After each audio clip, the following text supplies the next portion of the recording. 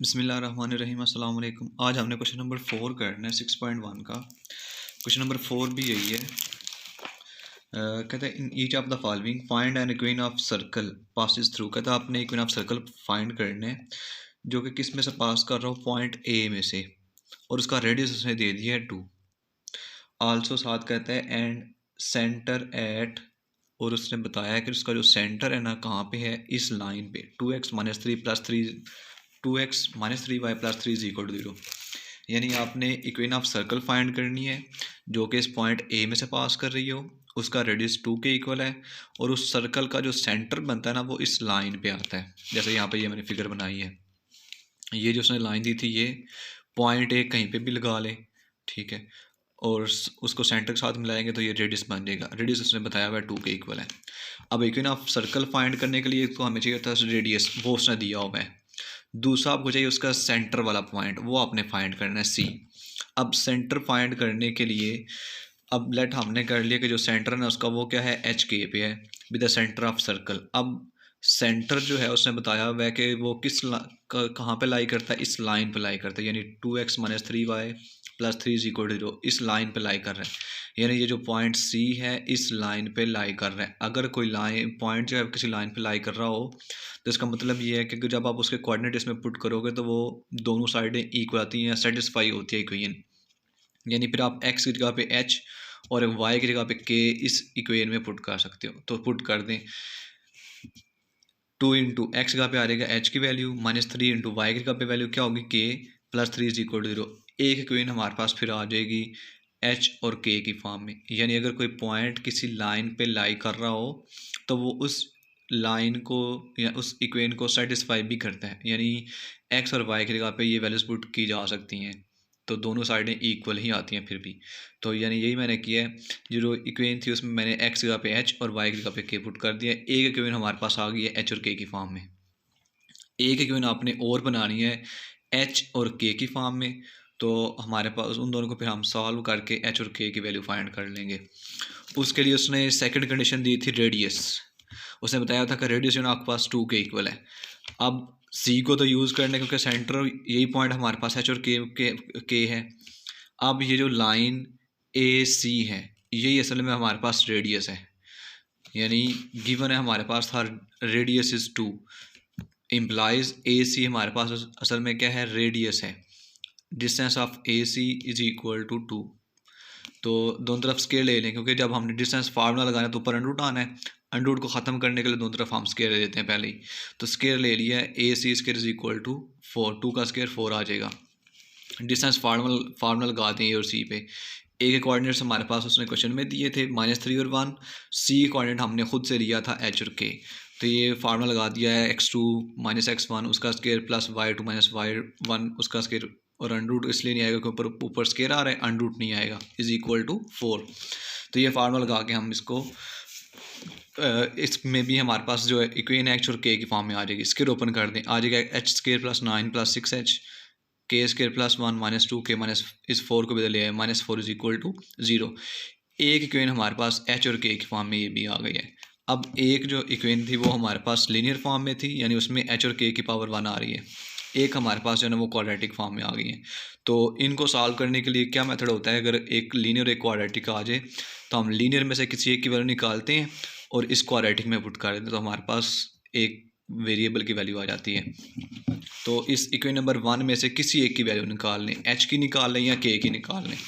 तो यहाँ पे मैंने वैल्यू निकाली है एच की, from 1 2h is equal to 3 के माइनस 3, 2 से डिवाइड कर दें। ये जो एच की वैल्यू है आपने इक्वेशन नंबर 2 में पुट कर देनी है। जहाँ जहाँ पे एच आ रहा है वहाँ पे आप ये वैल्यू पुट कर दोगे 3 के माइनस 3/2।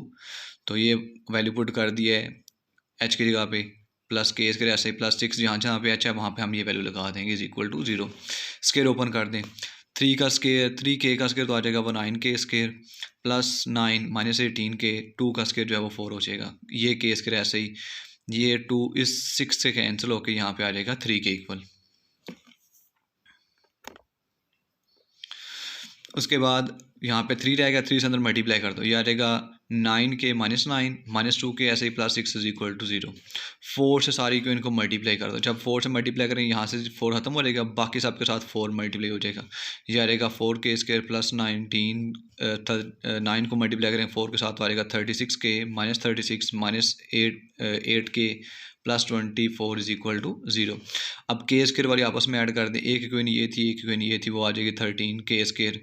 एच हमारे पास कोई एच जो उसके बाद के वाली टर्म्स यानी पावर 1 वाली उनको ऐड करें तो आ जाएगा 10k minus 3 is equal to 0। इसके फैक्टर बनते हैं, फैक्टर बना लें। अगर फैक्टर ना बन रहे तो आप उस पर क्वाड्रेटिक फार्मूला लगा सकती हो, क्योंकि ये के स्केयर और के की फॉर्म में आ रहा है, क्वाड्रेटिक बन रहा है इन के, तो फैक्टर बन जाते हैं इसके 13 माइनस 3 इज इक्वल टू 0। इन दोनों में से कॉमन आ रहा है 13k, तो k plus 1 minus 3 into k plus 1 is equal to 0।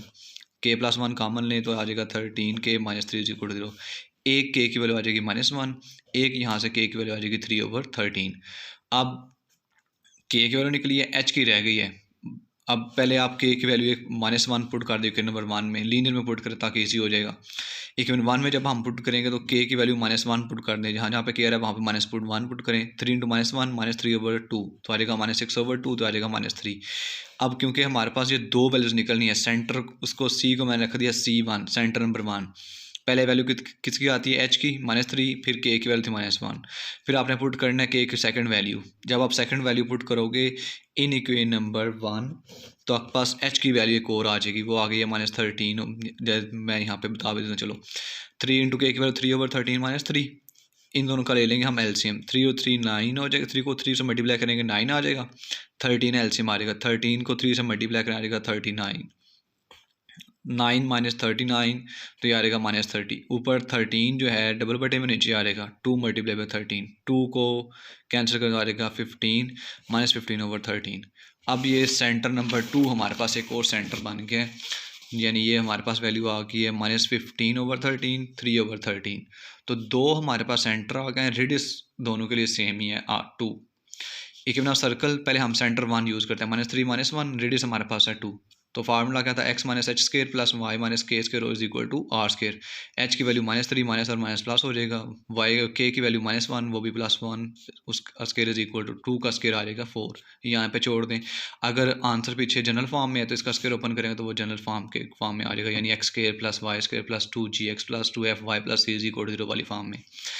Secondly अब हम सेकेंड जो है ना वो सेंटर लेते हैं, वो हमारे पास था -15/13 3/13 और रेडियस हमारे पास अगेन 2 ही होगा। दोबारा से फार्मूला लगा के उसमें वैल्यूज पुट करें तो सेकंड इक्वेशन भी आ जाएगी। सिमिलरली इसका डी पार्ट भी है, डी पार्ट में थोड़ा सा डिफरेंस है। डिफरेंस ये है, कहते हैं उसका सेंट जो है ना वो एक तो वो सर्कल पास कर रहा है पॉइंट ए में से और टेंजेंट है एट पॉइंट, ये जो line 2x minus y minus 10 is equal to 0 है ना, ये इस सर्कल पे टेंजेंट है एट पॉइंट बी पे। टेंजेंट क्या होता है, जो कि किस पॉइंट सिर्फ एक पॉइंट में से पास कर रहा हो या एक पॉइंट को टच करते हैं, ऐसी लाइन जो कि किसी एक पॉइंट को टच करके गुजरे, ये इस हम कहते हैं कि ये जो लाइन है ये टेंजेंट लाइन है इस सर्कल पे, किसी पॉइंट पे एक होती है, सिंगल पॉइंट में से पास करती है, जैसे यहाँ पे ये मैंने बनाई हुई है। तो अब इसके लिए भी सेम दोबारा से, अब इसमें रेडियस कोई नहीं दिया हुआ, अब 2 पॉइंट दिए हुए हैं, 2 पॉइंट दिए हुए हैं तो ए सी और सी बी ये दोनों रेडियस हैं। रेडियस दोनों आपस में क्या होंगे, इक्वल होंगे, क्योंकि एक ही सर्कल के रेडियस हैं।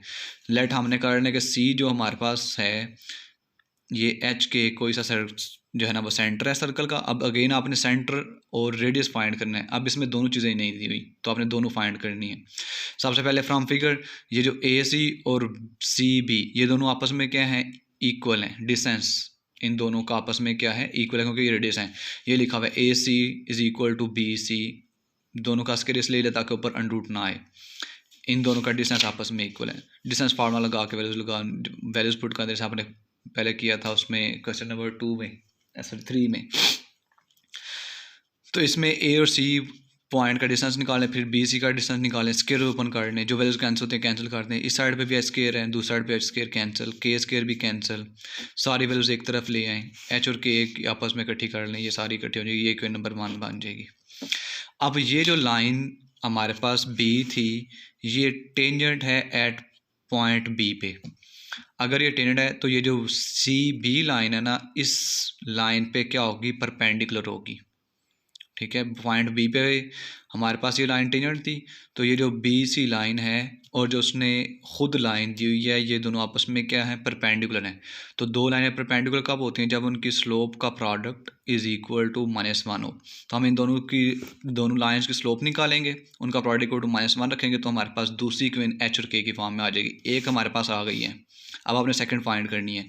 अब स्लोप ऑफ गिवन लाइन, अगर लाइन जो है A X minus B Y A X plus B Y plus C is equal to 0 की फॉर्म में दी हो, तो वो उसके लिए हम स्लोप का फार्मूला क्या लगाते हैं, -a/b। पहले हम फाइंड करते हैं स्लोप जो उसने लाइन खुद दी हुई है, जो कि टेंजेंट है सर्कल पे। तो -a/b, ए की वैल्यू एक्स का कोएफिशिएंट वो होता है 2, वाई का कोएफिशिएंट -1, तो ये आ जाएगा हमारे पास 2 के equal. Slope of B C, B और सी दोनों पॉइंट हमारे पास हैं, फार्मूला लगाएंगे हम y2 - y1 over x2 - x1 वाला फार्मूला, तो ये आ जाएगा k। उसके बाद हमारे पास पॉइंट बी जो है वो है, पहले -4 है, माइनस और माइनस +4 आ जाएगा, ओवर x2 की वैल्यू h माइनस x1 की वैल्यू जो है वो 3, ये आ जाएगी। तो ये दोनों स्लोप्स हमारे पास निकल आई हैं, क्योंकि ये दोनों लाइंस पैरेलल हैं।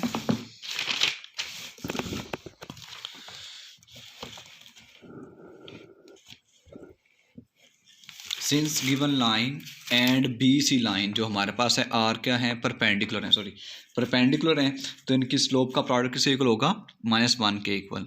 तो दोनों की स्लोप पुट करते हैं, एक की स्लोप निकलेगी 2, एक की स्लोप निकली थी k + 4 over h - 3 is equal to -1। 2 से इसको मल्टीप्लाई कर दूँ ऊपर, ये डिवाइड हो जाकर मल्टीप्लाई हो जाएगा, माइनस अंदर मल्टीप्लाई कर दें, h वाली वैल्यू सारी इधर ले आए लेफ्ट पे, दूसरी इक्वेशन भी हमारे पास आ गई है। अब 1 और 2 को दोनों को सॉल्व करके आपने h और k की वैल्यू फाइंड करनी है। जब h और k फाइंड हो जाएगा, सेंटर निकल आएगा, फिर हमारे पास रेडियस सिर्फ रह जाएगा, वो फाइंड करेंगे।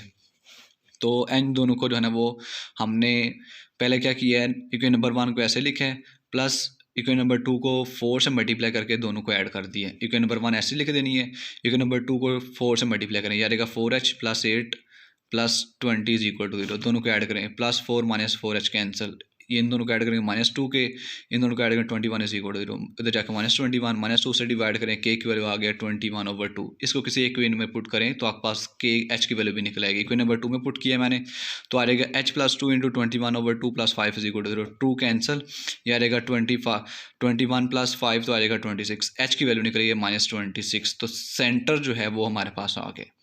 अब रेडियस फाइंड करना है, रेडियस के लिए आप देखें सेंटर हमारे पास निकला है, तो रेडियस ए सी भी रेडियस है, बी सी भी रेडियस है, कोई एक डिस्टेंस निकाल लें तो आपके पास वो रेडियस भी निकल आएगा। तो रेडियस निकालने के लिए मैंने लिख दिया है, radius equal to r is equal to distance of A C का आप जब डिस्टेंस निकालोगे दोनों पॉइंट्स का, तो आपके पास वो रेडियस आ जाएगा। डिस्टेंस फार्मूला लगा दें, x2 - x1² प्लस y2 - 1² उसका अंडर रूट, तो ये हमारे पास रेडियस जो है वो भी आ जाएगा। अब रेडियस भी है, सेंटर भी है, फार्मूला लगा दें, equation of circle, centre at this point and radius ये है, इस हमारे पास क्या फार्मूला था, x - h² plus y - k² is equal to r²। Values put कर दें, h की वैल्यू पुट कर दिया, k की वैल्यू पुट कर दिया, r की वैल्यू पुट कर दी, उसके ऊपर स्केयर और रूट कैंसिल हो जाएगा, ये हमारे पास इक्वेशन बन जाएगी। क्वेश्चन नंबर 7 करना है, लेकिन वो बाद में करेंगे, इंपॉर्टेंट है वो क्वेश्चन नंबर 9 जो है वो इस जैसा ही है, इसलिए मैं कर रहा हूँ। इसमें कहता है आपने इक्वेशन ऑफ सर्कल फाइंड करनी है जिसका रेडियस 2 है। एक तो रेडियस हमारे पास दिया हुआ है, और टेंजेंट ये जो लाइन है x - y - 4 is equal to 0, ये टेंजेंट है सर्कल पे एट पॉइंट, किस पॉइंट पे, a पे। इसमें भी सेम वही कॉन्सेप्ट पीछे वाला यूज़ होना है। अब एक तो हमारे पास रेडियस गिवन है कि वो 2 के इक्वल है, दूसरा उसने क्या दिया हुआ है कि ये जो लाइन है एट पॉइंट a पे जो है ना, वो क्या है, टेंजेंट है। तो आपने करना है क्या, इक्वेशन ऑफ सर्कल जो है वो फाइंड करनी है। अब रेडियस हमारे पास है, सेंटर आपने फाइंड करना है। सेंटर हम लेट कर लेते हैं कि वो हमारा कहाँ पे है, एच के पे है। अब हमारे पास गिवन है कि रेडियस किसके इक्वल है, 2 के इक्वल है। रेडियस यहाँ पे क्या बन रहा है, ए सी, ठीक है, यानी सेंटर को हम पॉइंट ए से मिला देंगे तो ये हमारे पास क्या होगा, रेडियस होगा। एक तो ए सी रेडियस किसके इक्वल होगा, 2 के इक्वल, क्योंकि रेडियस हमारे पास गिवन है, अंडर ना आए ऊपर, इसलिए हमने क्या किया, दोनों तरफ स्क्वायर ले लेंगे। इससे इक्वेशन बन जाएगी। दूसरी इक्वेशन फाइंड करने के लिए क्या करेंगे, इस लाइन की स्लोप निकालेंगे और ए सी की स्लोप निकालेंगे। और दोबारा से क्योंकि ये दोनों परपेंडिकुलर हैं, स्लोप का प्रोडक्ट इक्वल टू -1 रखेंगे, दूसरी इक्वेशन भी बन जाएगी। मैं थोड़ा सा बता देता हूँ, देखो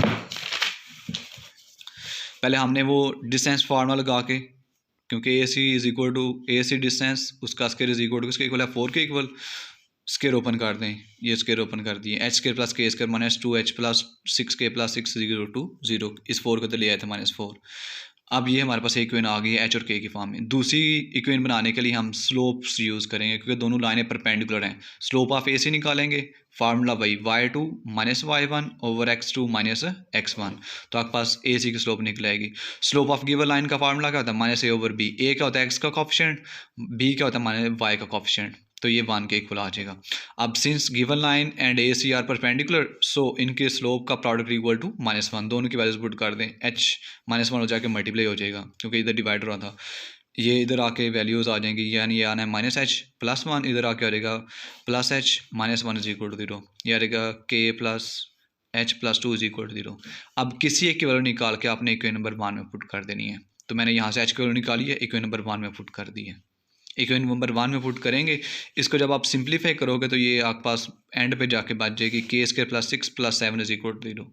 अब ये जो इक्वेशन है इसके फैक्टर नहीं बनते, लेकिन ये क्वाड्रेटिक है, तो क्वाड्रेटिक फार्मूला लगाया जा सकता है -b प्लस -b स्क्वायर, 6 का स्क्वायर 36 -4, a की वैल्यू 1, 4 को 1 से मल्टीप्लाई 4 ही आ जाएगा, c की वैल्यू 7 और 4 को मल्टीप्लाई करें 28 ओवर 2a, a की वैल्यू 1 है तो ये 2 ही नीचे आ जाएगा बेटे में, ये रह जाएगा 8 को लिखा जा सकता है 4 मल्टीप्लाई बाई 2, यानी वो आ जाएगा 2√2 आ जाएगा, ऊपर से 2 कॉमन लेके नीचे वाले 2 से कैंसिल कर दें, ये आ जाएगा -3 प्लस -√2, एक दफ़ा प्लस में रख लें, एक दफ़ा माइनस में।